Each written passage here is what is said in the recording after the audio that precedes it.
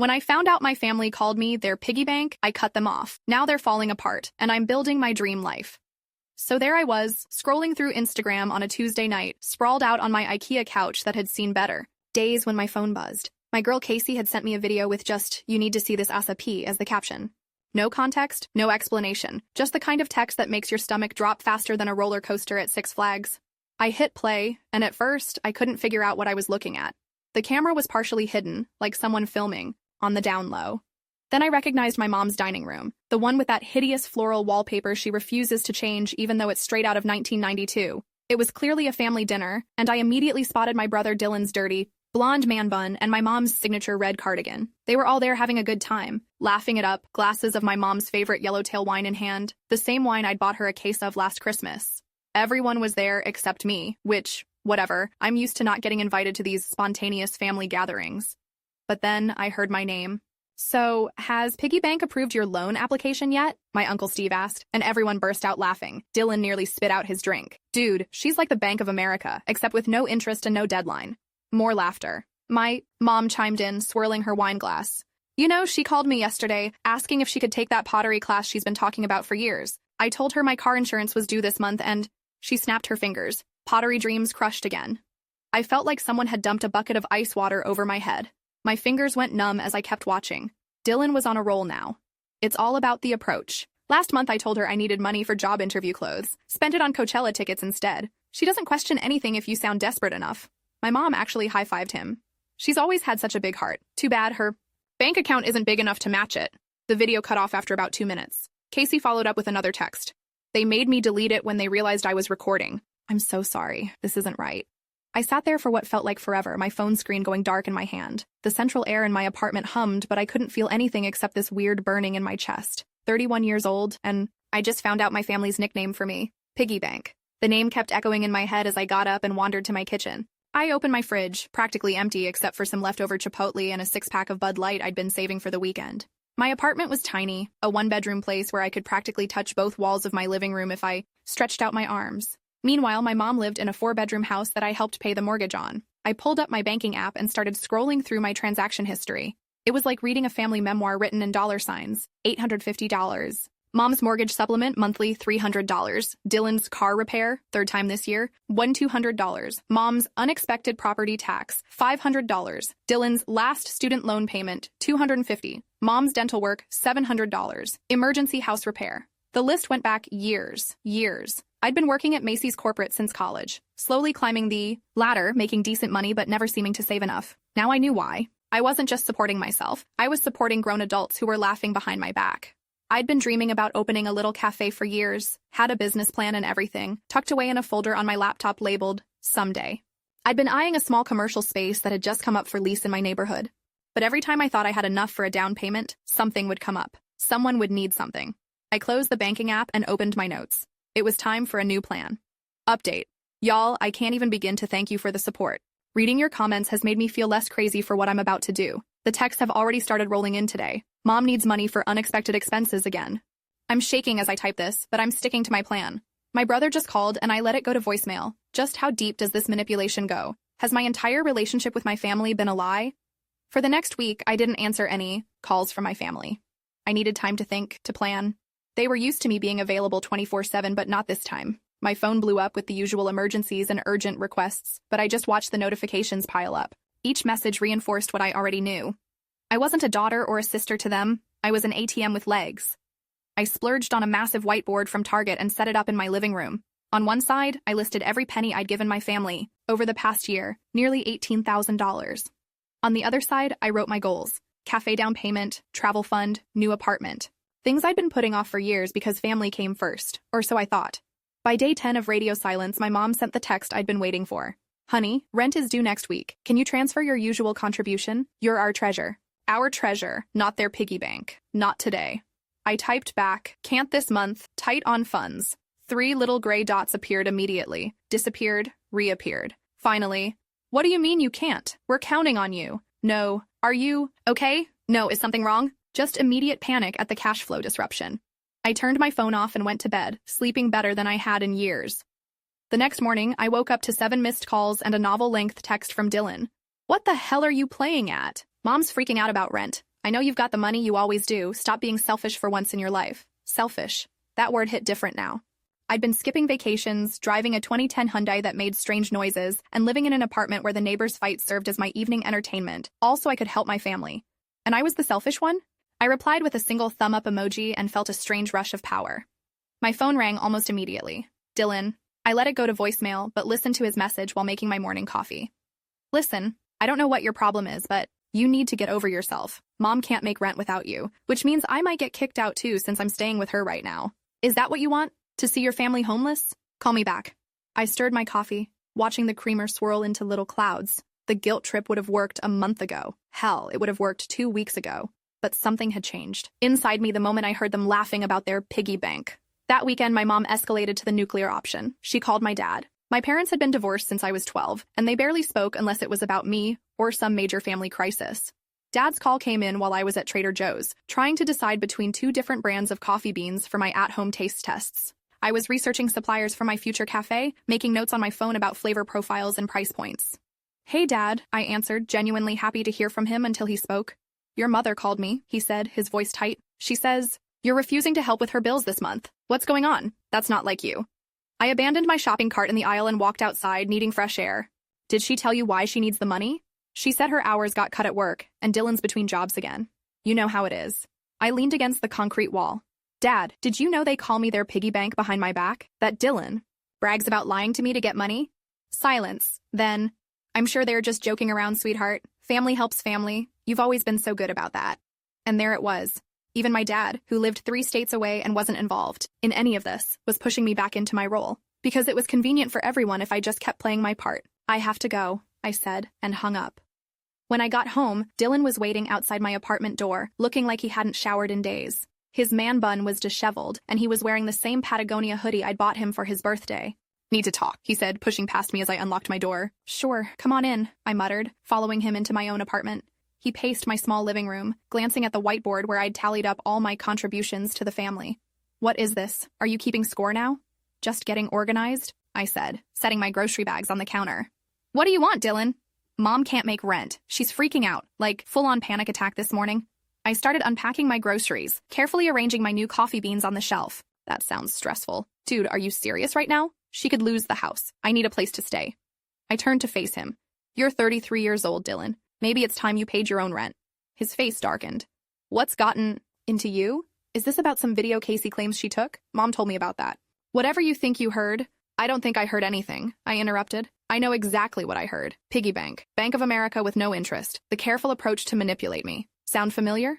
He had the decency to look embarrassed, but only for a second. It was just a joke. We were drinking. You're taking this way too seriously. Am I? Because I've gone through my bank statements for the past 5 years, Dylan. I've given this family over $50,000 that I'll never see again. Money that could have gone toward my dreams, my future. But instead, it went to your Coachella, tickets, and Mom's mortgage on a house that's too big for her. Dylan's face went from embarrassed to angry. So what? You're just cutting us off after everything Mom's done for you? What exactly has she done for me lately, Dylan? Name one thing. He opened his mouth, closed it, then tried again. She's your mother. She raised you. Yes, she did. That was her job as a parent. I'm not her parent. I'm not your parent. I'm done. You're being a selfish bitch, he spat. And there it was, the mask completely off. I walked to my door and held it open. Get out of my apartment. Now. You'll change your mind, he said, storming past me. You always do. We just have to wait you out. Not this time, I said, closing the door behind him and sliding the deadbolt into place. Not ever again. Update. I'm completely overwhelmed by all your messages. Thank you for helping me see I'm not crazy for setting boundaries. Some asked why I haven't confronted them directly with the video evidence. Truth is, I'm scared of that confrontation. But you're right that this needs a clean break. I've spent today compiling 5 years of bank statements showing every transfer. Tomorrow I'm sending the email that will change everything. My hands won't stop shaking. How do you cut ties with the people who are supposed to love you the most? That night, I didn't sleep. Instead, I pulled out my laptop and created a new email address, one my family didn't know. Then I started writing the hardest email of my life. I attached PDFs of bank statements with every transfer to my mom and Dylan highlighted in neon yellow. I included screenshots of text messages where they'd asked for money with increasingly dramatic stories. I even calculated the total, $53,427.82 over 5 years. I finished the email around 4 a.m., my eyes burning from staring at the screen for so long. The subject line read, "This is the last communication you'll receive from me." The body was simple. I know about the piggy bank nickname. I've seen the video of you laughing about manipulating me. Attached are records of every dollar I've given you over the past 5 years. Money I will never ask to be repaid, but money you will never receive again. Do not contact me. Do not come to my home or workplace. I am no longer available to fund your lifestyle. I hit send, then immediately created a new group text with my mom, Dylan, Uncle Steve, and the few other family members who had been at that dinner. I wrote, I've sent an email detailing every penny I've given this family. I know what you call me behind my back. I know how you laugh about manipulating me. I am no longer your piggy bank. Then I attached the video Casey had sent me and blocked every number before anyone could respond. The next morning, I woke up feeling lighter than I had in years. I called in sick to work, something I never did, and spent the day researching commercial real estate agents. I scheduled appointments to look at 3 potential cafe locations, including the one I'd been eyeing forever. My family tried everything to reach me. They showed up at my apartment. I didn't answer the door. They called from new numbers. I blocked them all. They sent flying monkeys, distant relatives and family friends who just happened to reach out. I saw through it immediately. Mom even sent a tear-stained letter via certified mail, claiming she would lose her house without me. That one was hard. I sat on my bathroom floor crying for an hour after reading it. But then I remembered her laughing about crushing my pottery dreams, and I shredded the letter. 2 months later, I put a deposit down on a small storefront with great natural light and foot traffic. I gave notice at my corporate job and threw myself into planning my cafe. I took that pottery class I'd been putting off for years and displayed my admittedly amateur creations on shelves in the cafe. I called it the Piggy Bank Cafe as a private joke to myself. I heard through Casey that my mom had been forced to downsize to an apartment and get a second job.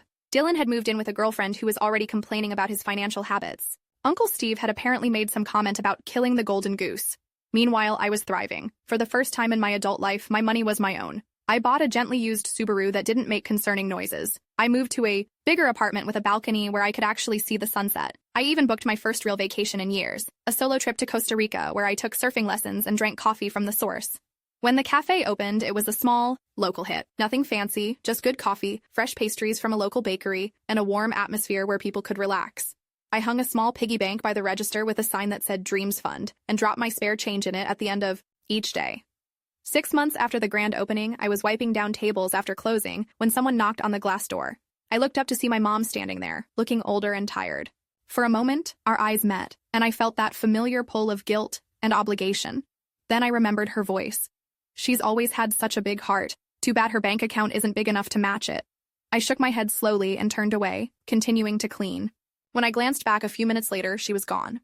That night, I sat on my new balcony with a cold Bud Light, watching the sunset paint the sky in shades of orange and pink. My phone buzzed with a text from Casey asking if I wanted to join her weekend trip to Nashville. I replied with an enthusiastic yes. As I looked out at the horizon, I realized something important. Family isn't determined by blood.